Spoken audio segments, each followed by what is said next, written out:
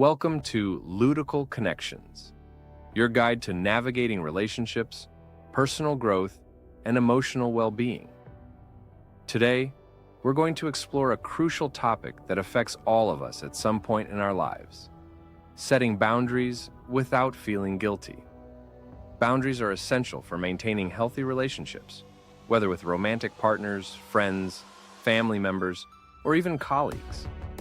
However, many of us struggle to establish boundaries because we fear being seen as selfish, uncaring, or confrontational.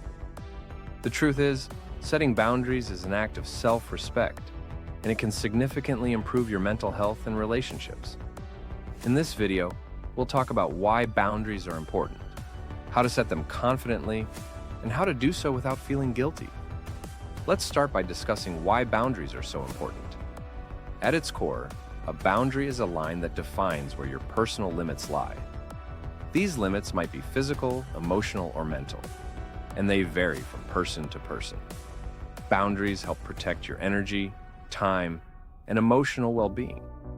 When we don't set boundaries, we risk overcommitting ourselves, feeling emotionally drained, and even losing our sense of self.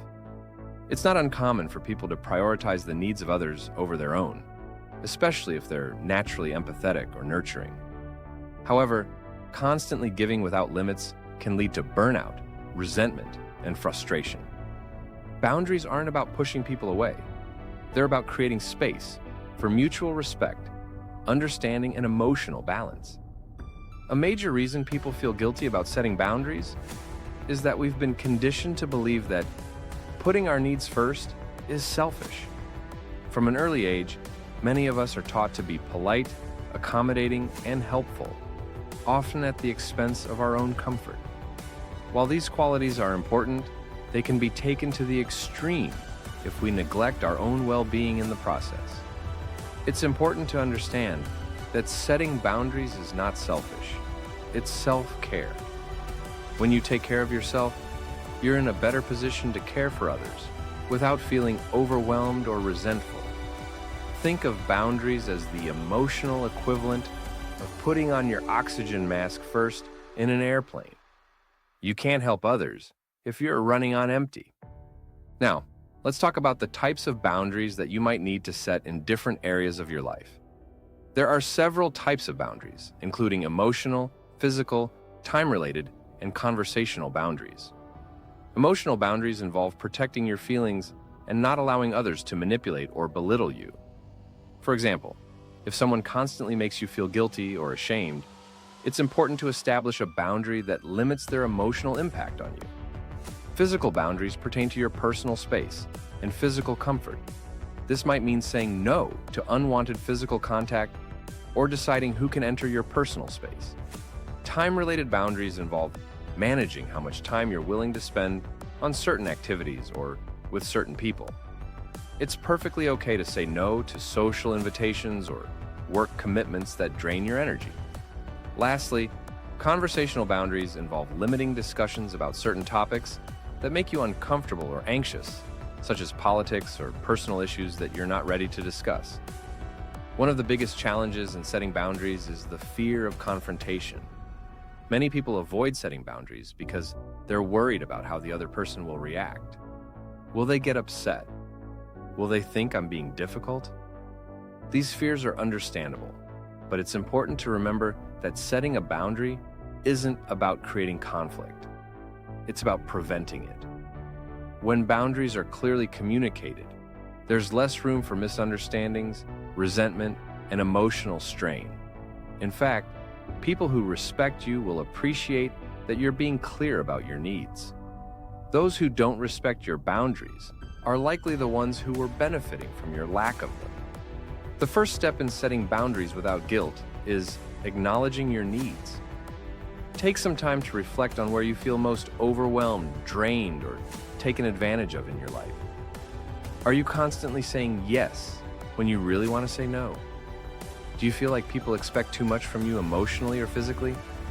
Recognizing these areas is key to understanding where you need to establish boundaries. Once you're aware of your needs, it's easier to communicate them effectively. The key to guilt-free boundary setting is recognizing that you are not responsible for managing everyone else's happiness. Your primary responsibility is to manage your own well-being. When it comes to communicating your boundaries, clarity and confidence are essential. Be direct and specific about what you need, but do so in a way that's respectful and non-confrontational. For example, if a friend frequently calls you late at night to vent about their problems, you might say, "I care about you and want to support you, but I need to prioritize my sleep.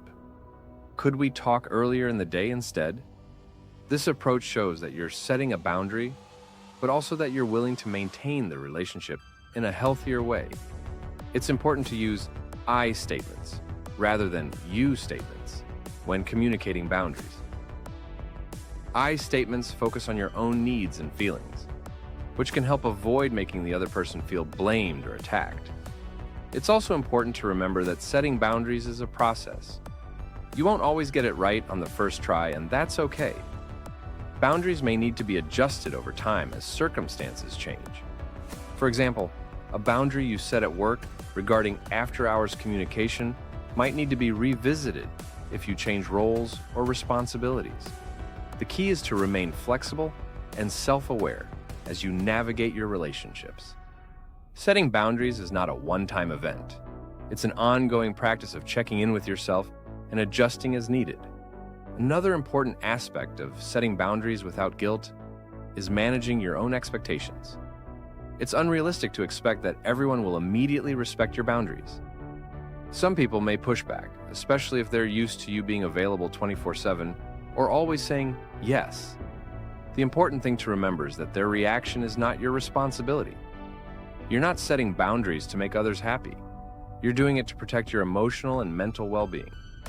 It's okay if some people need time to adjust to the new boundaries you've set. Stay firm and remember that you're doing what's best for you. One way to overcome guilt is to reframe your perspective on boundaries. Instead of seeing them as walls that separate you from others, think of them as bridges that allow for healthier, more respectful connections.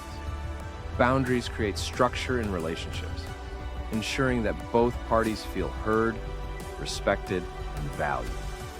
By setting boundaries, you're giving yourself and others the opportunity to engage in a relationship that's built on mutual respect rather than unspoken resentment. Lastly, remember that self-compassion is key when setting boundaries. You're not going to please everyone all the time, and that's okay. There may be moments when you feel guilty for saying no or asserting your needs, but that guilt will fade as you experience the positive effects of setting boundaries.